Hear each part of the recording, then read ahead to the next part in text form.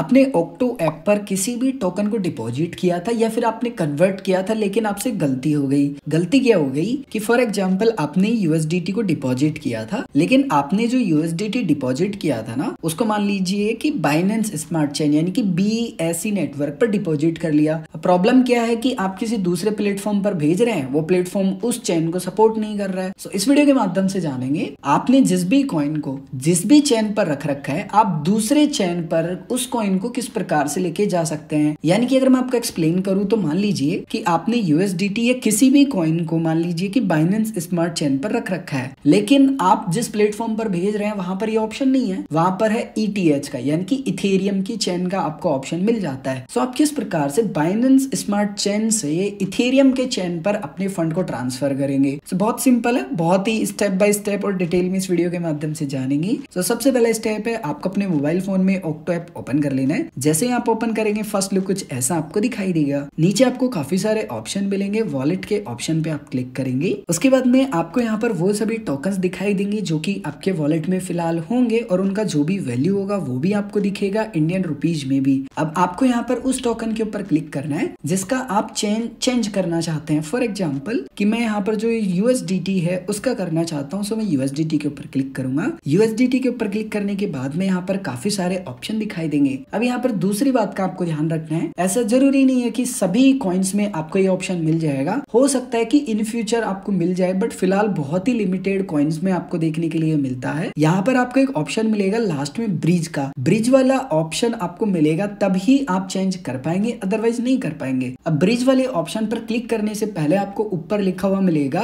कि आपके पास जो USDT है ना वो कौन कौन से चेन पर रखा हुआ है। तो मेरा यहाँ पर लिखा हुआ है 3 चेन्स पर रखा हुआ है। मैं यहाँ क्लिक करूंगा। यहाँ पर क्लिक करने के बाद में मुझे दिखाई दे रहा है कि कौन कौन से चेन पर कितने वैल्यू का USDT मेरे पास रखा हुआ है। अब जैसे कि 3 चेन्स पर है, अविलांश पे है, पॉलीगन मैटिक पे है और BSC पे है। सो मुझे यहाँ पर बैक आना है और ब्रिज वाले ऑप्शन पर क्लिक करना है। उसके बाद में यहाँ पर फ्रॉम वाले ऑप्शन में आपको वो चेन सेलेक्ट करना है जहां पे आपका फंड रखा हुआ है। सो यहाँ पर फिलहाल मेरा अविलांश सेलेक्ट है। यहाँ पर भी अगर मैं क्लिक करूंगा ना तो फंड मुझे दिखाई देगा कि कौन कौन से चेन पर मेरे पास कितना फंड रखा हुआ है। फॉर एग्जांपल मान लीजिए कि आप जिस भी प्लेटफॉर्म पर भेज रहे हैं वहां पर बाइनेंस स्मार्ट चेन तो सपोर्ट कर रहा है, लेकिन अविलांश और पॉलीगन मैटिक नहीं कर रखा और आपने रख रखा है। सो आप इसको कन्वर्ट कर लीजिए दूसरे चेन पर। सो आप अपने अनुसार सेलेक्ट करेंगे। सो जैसे मेरी कंडीशन में अविलांश पे मैं सेलेक्ट करूंगा एंड यहाँ से क्लोज कर लूंगा। उसके बाद में यहाँ पर प्लस वाले ऑप्शन पे आपको क्लिक करना है और लिखा होगा सेलेक्ट चेन, यहाँ क्लिक करेंगे। यहाँ पर आपको वो चेन सेलेक्ट करना होगा जहां पर आप अपने फंड को ट्रांसफर करना चाहते हैं। जैसे मान लीजिए मैं बाइनेंस स्मार्ट चेन को सेलेक्ट कर लूंगा और क्लोज कर लूंगा। उसके बाद में मुझे यहाँ पर दिखाई देगा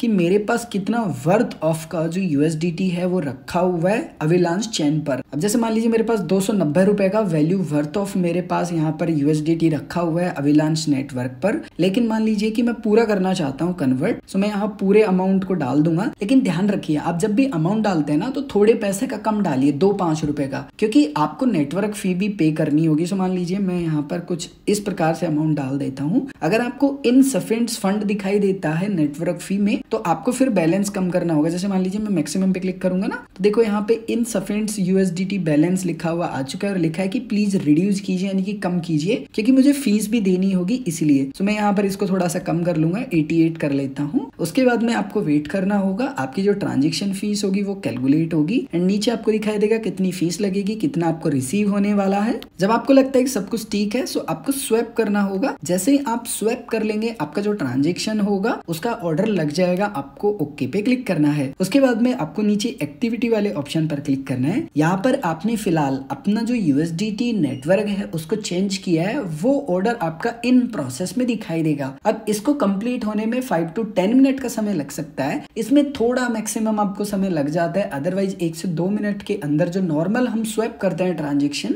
यानी कि टोकन्स को बाय और सेल करते हैं वो बहुत जल्दी हो जाता है। इसमें थोड़ा सा समय लगता है, सो आपको परेशान नहीं होना है। जैसे कि आप देखेंगे मेरा ट्रांजेक्शन कंप्लीट हो चुका है। वॉलेट पे क्लिक करूंगा, वॉलेट पे क्लिक करने के बाद में रिफ्रेश करूंगा, सो मेरा जो USDT का बैलेंस होगा वो ऐड हो जाएगा। उसके बाद में मैं USDT के ऊपर क्लिक करूंगा। उसके बाद में आपको यहाँ पर जो चेन्स का ऑप्शन मिलेगा इसके ऊपर आप क्लिक करेंगे। सो आप देख सकते हैं कि पहले मेरे पास जो बैलेंस था वो अविलांश चेन पर था, अभी बाइनेंस स्मार्ट चेन पर हो चुका है। सो कुछ ये आसान से स्टेप फॉलो करके आप USDT का ही नहीं, अगर आपके पास किसी दूसरे कॉइन की भी होल्डिंग है और अगर आप उसका भी चेन बदलना चाहते चाहते हैं तो इसी प्रकार से बदल सकते हैं। बस आपको क्लिक करके देखना होगा कि क्या आपको ब्रिज का ऑप्शन आ रहा है। जिसमें भी आपको ब्रिज का ऑप्शन आ रहा है इसका मतलब ये है कि आप उस टोकन को दूसरे नेटवर्क पर भेज सकते हैं। जैसे मैटिक में मुझे ऑप्शन मिल रहा है ब्रिज का, इसका मतलब ये है कि मैटिक जो टोकन है उसको मैं दूसरे चेन पर भी कन्वर्ट कर सकता हूँ। सो कुछ आसान से स्टेप फॉलो करके आप किसी भी टोकन को दूसरे चेन पर कन्वर्ट कर सकते हैं। अगर आपका कोई कंफ्यूजन है, आप कुछ भी पूछना चाहते हैं तो कमेंट करके पूछ सकते हैं।